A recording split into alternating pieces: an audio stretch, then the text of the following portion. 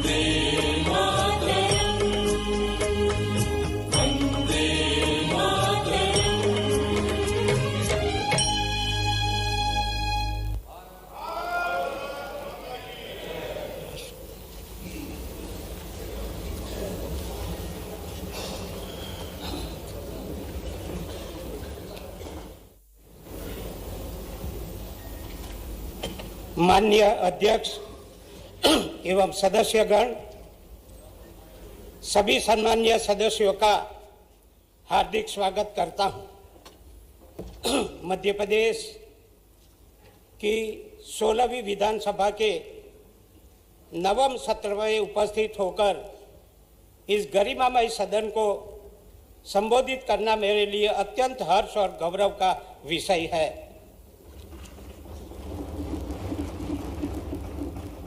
मध्य प्रदेश विधानसभा ने उत्कृष्ट संसदीय परंपरा का पालन करते हुए एक अनुकरणीय उदाहरण प्रस्तुत किया है।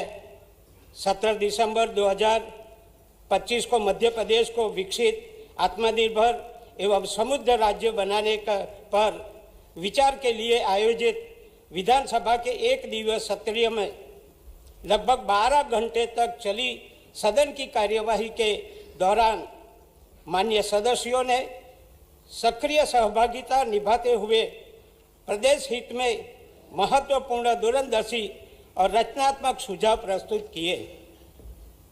सदन के सदस्यों द्वारा निभाई जा रही जिम्मेदार और आदर्श भूमिका और गहरी प्रतिबद्धता हमारे लोकतंत्र को निरंतर मजबूत और जीवंत बनाती है।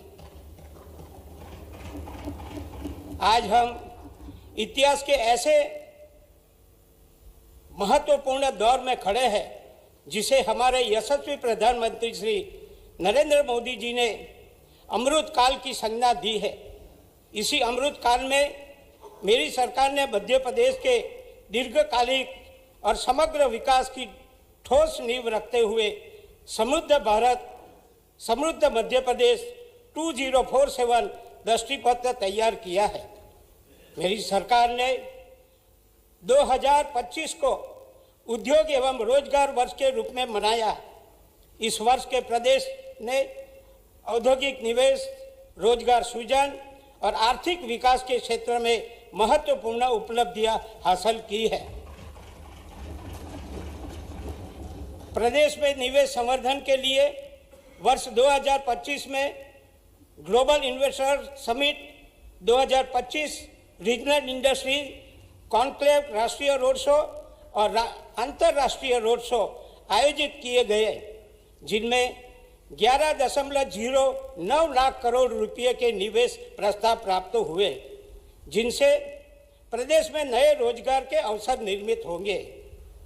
मध्य प्रदेश सरकार द्वारा औद्योगिक विकास और निवेशकों के लिए अनुकूल माहौल सुनिश्चित करने के लिए मध्य प्रदेश उद्योग संवर्धन नीति 2025, लॉजिस्टिक नीति 2025 और निर्यात संवर्धन नीति 2025 लागू की गई। इन नीतियों के माध्यम से विशेष रूप से भोपाल में 24 एवं 25 फरवरी 2025 को आयोजित ग्लोबल इन्वेस्टर समिट ने प्रदेश को वैश्विक निवेशकों के समक्ष प्रदर्शित किया। साथ ही वर्ष भर कुल 44 राष्ट्रीय और अंतर्राष्ट्रीय कार्यक्रमों में प्रदेश ने आयोजन एवं भागीदारी कर निवेशों को जोड़कर निवेश आकर्षित किया। Ease of doing business ranking में मध्य प्रदेश हमेशा ही प्रथम श्रेणी के राज्यों में शामिल रहा है। मेरी सरकार मध्य प्रदेश के 2 वर्ष 2047 तक $2 ट्रिलियन की अर्थव्यवस्था बनाने के संकल्प के साथ सूक्ष्म, लघु एवं मध्यम उद्यम क्षेत्र के सुधार कर रही है। निवेशक अनुकूल नीतियां और मजबूत औद्योगिक अधोसंरचना के माध्यम से प्रदेश में MSME इकोसिस्टम का निरंतर विस्तार किया जा रहा है। देश की आंतरिक सुरक्षा की दृष्टि से वामपंथी उग्रवाद एक दीर्घकालीन चुनौती रहा है। मध्य प्रदेश के कुछ जिले में भी विगत 35 वर्षों में इस समस्या से प्रभावित थे। सरकार ने दृढ़ राजनीतिक इच्छा शक्ति, सशक्त रणनीति तथा मध्य प्रदेश पुलिस और केंद्रीय सुरक्षा बलों के समन्वित प्रयासों से दिसंबर 2025 तक प्रदेश को पूर्णतः नक्सल मुक्त कर ऐतिहासिक उपलब्धि प्राप्त की है। मेरी सरकार ने वर्ष 2026 को समृद्ध किसान समृद्ध प्रदेश की समावेशी थीम पर किसान कल्याण वर्ष के रूप में मनाने का निर्णय लिया है। कृषि एवं संबद्ध क्षेत्रों के समग्र विकास, रोजगार सृजन तथा किसानों की आय में वृद्धि के उद्देश्य से 3 वर्षीय कार्य योजना अनुरूप वर्ष भर विविध कार्यक्रम आयोजित किए जा रहे हैं।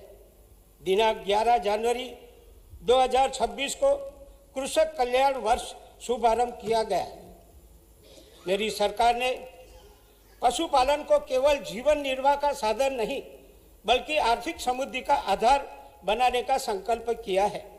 इस दिशा में प्रदेश में दुग्ध उत्पादन को दुगुना करने के लिए कई अभिनव योजना प्रारंभ की गई है। डॉक्टर भीमराव अंबेडकर कामधेनु योजना, मुख्यमंत्री डेयरी प्लस योजना, हिरण्यगर्भ अभियान, क्षीरधारा ग्राम योजना एवं स्वावलंबी गौशालाएं, कामधेनु निवास जैसी योजना से प्रदेश में उन्नत नस्ल सुधार, दुग्ध उत्पादन वृद्धि और पशुओं की आय में वृद्धि निश्चित की जा रही है। इस योजना में अब तक हितग्राही द्वारा 25 से 200 दुधारू पशु तक की डेयरी इकाई स्थापित की जा सकती है। सरकार की दूरदर्शिता से अब मध्य प्रदेश देश की दूध की राजधानी बनने की दिशा में अग्रसर है और पशुपालन केवल व्यवसाय नहीं बल्कि रोजगार, आय और पोषण का एक मजबूत आधार बन रहा है। अनुसूचित जनजाति परिवारों को 5,16,00,000 मानस दिवस का रोजगार प्रदान कर मेरी सरकार ने पूरे देश में अग्रणी बनी है। पीएम जन अभियान के तरफ अब तक 1,85,000 आवास स्वीकृत कर 1,35,000 आवास पूर्ण कराए गए हैं। आवास पूर्णता में मध्य प्रदेश देश में प्रथम स्थान पर है।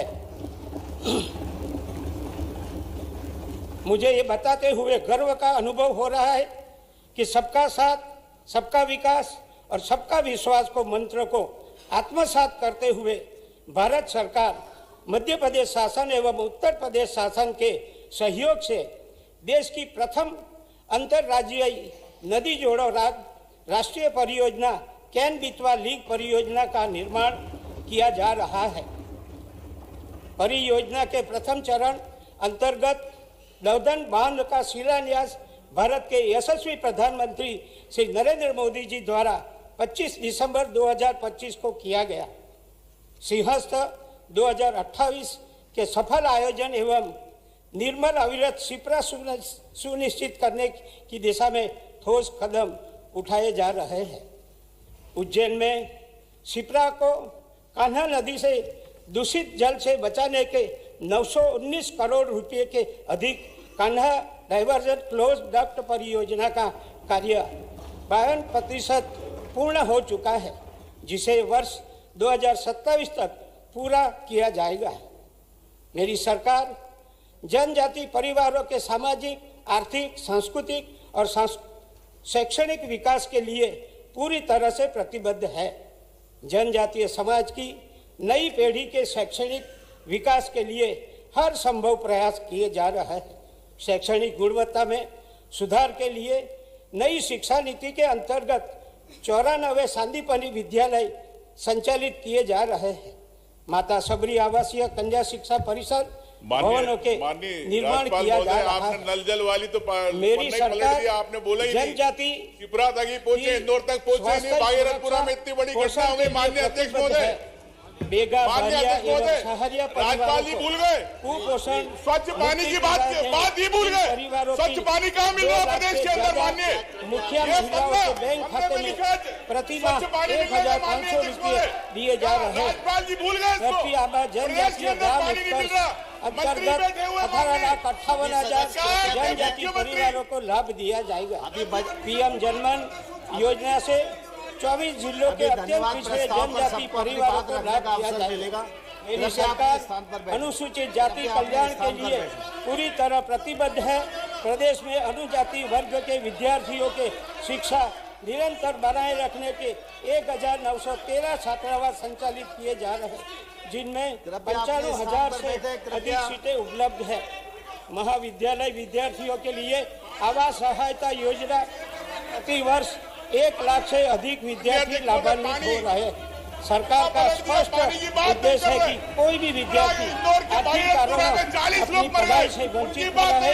कक्षा 1 महाविद्यालय अनुसूचित जाति विद्यार्थियों के छात्रवृत्ति प्रदान के लिए आय सीमा को बढ़ाकर 8 लाख रुपये तक किया जाए।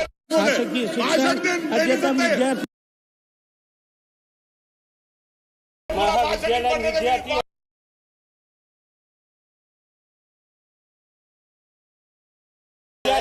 लाभ